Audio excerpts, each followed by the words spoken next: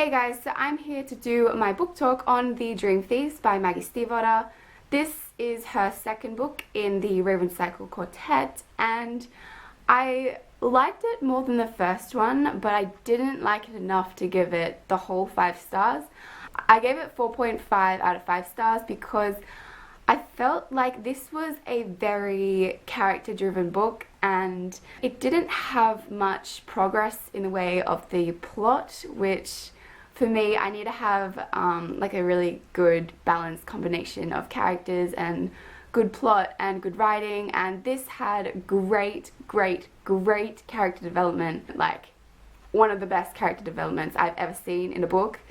And it had wonderful writing. I absolutely love Maggie Stiefvater's writing. It is just so distinct and individual, and it's very thoughtful, and she knows her characters so intimately, so I absolutely praise her for that. Like, I can't praise her enough. But I felt like the plot was quite stagnant. It didn't really progress in any sort of way. Yeah, so that was a little bit of a letdown for me. I mean, yeah, it did pick up at the end a little bit.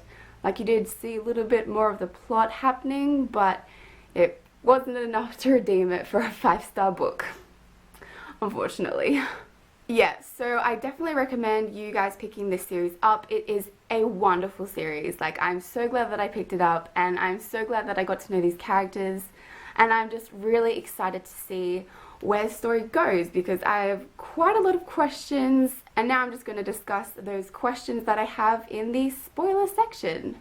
So, let's get into it. So this book opens up with a new character, and we're straight away introduced to him, and he is Mr. Grey, who is really cray. He's cray. I mean, he's not really that crazy.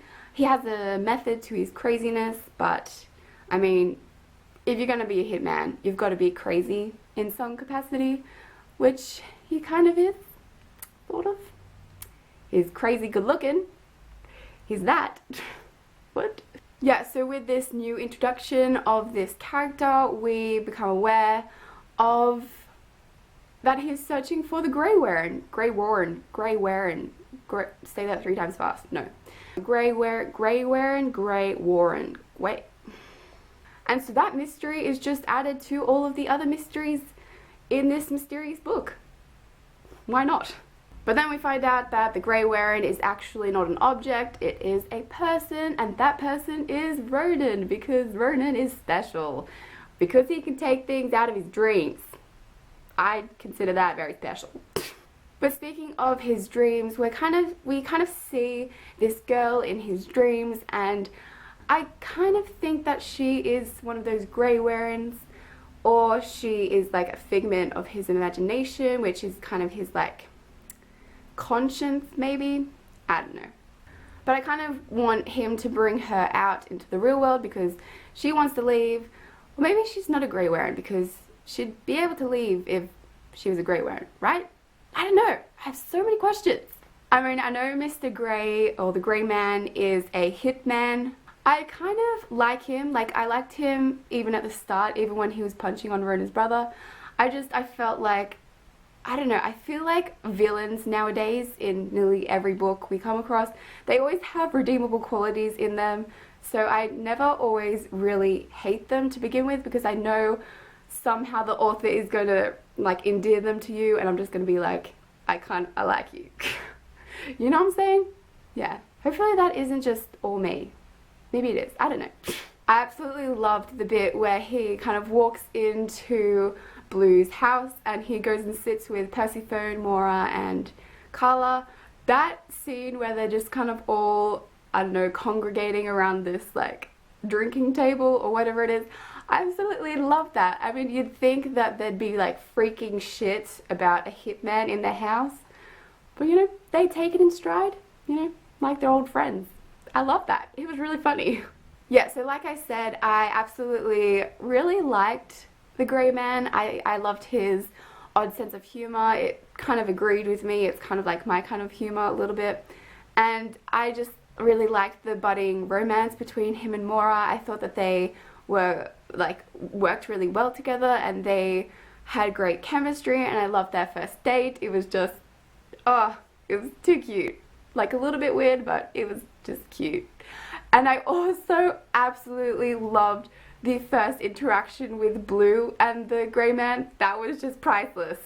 So witty, so smart, so just comebacks, just going everywhere, and just, it was sassy. So many like underlying meanings between, like, you know, read between the lines kind of thing. It was just all around awesome. And I kind of had the suspicion that the grey man was a dream object because he had those days where he didn't see any colour. But I don't know now. I don't think so. Alright, so Blue and Adam's conflict was really heartbreaking. Blue was so blunt and honest, and I do kind of admire her for her honesty. Like, she wasn't leading him on and like dragging out the relationship when she didn't feel anything for him. I do admire that, but it was just heartbreaking. I absolutely loved the almost touching, almost kiss between Gansey and Blue. It was so good. It was just so, it was so good. So good. It was so electric between them. Like, the chemistry was just going off the charts, and I was just like all the way through reading that. And I really like their ship name. Like, it's glue, isn't it? Like, glue. They stick together through anything, through thick and thin. They're glue. Ship it. Now, Ronan and Kavinsky's relationship was just so messed up. Like, I didn't understand it. Like, they were kind of friends one moment, and then they were like arch nemesis the next moment. It was a little bit up and down, but I did like the dynamic between them, and it was just interesting. And I also really like how Ronan is gay. Like, I think he loves Gansey, but he's not in love with Gansey. I kind of feel like he might be in love with Adam. Like, maybe that's why he protected Adam from his father, and also why Ronan pushed down the rent so Adam would have enough money saved up for the tuition. I really like it. And I did kind of guess that Ronan was gay. I mean, there were a couple of scattering of hints throughout the book, and about 1/3 of the way through The Dream Thieves, I kind of saw it. There was this one sentence which kind of cemented it for me, and I was just like, yes, yes. And the whole showdown match with Kavinsky and Ronan, that was really fast paced. I really enjoyed that.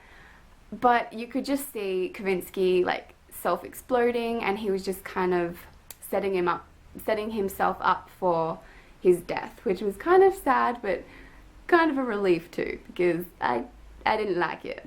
So the story kind of ends with a one life for another kind of deal. I mean, you've got Ronan bringing back his mum from that comatose state, but you've also got Maura going missing. I have absolutely no idea where she's gone. Did Navy kidnap her? Did Blue's father kidnap her? I don't know. But so far, I'm liking that the grey man has come back into the fold, and I'm just excited to see how they're going to hunt down Maura and get her back. And I really want to see more of the plot move along. And so I was quite happy with this book. 4.5 stars. So thank you all for watching. Hopefully you enjoyed this book talk on The Dream Thieves by Maggie Stiefvater. And let me know how you found this book in the comment section below. And I'll see you guys in my next video. Bye. Hey guys, so I'm here to do my book talk on the no, it's not the Raven Boys. The Dreams of, no, it's not the Dreams of Gods and Monsters.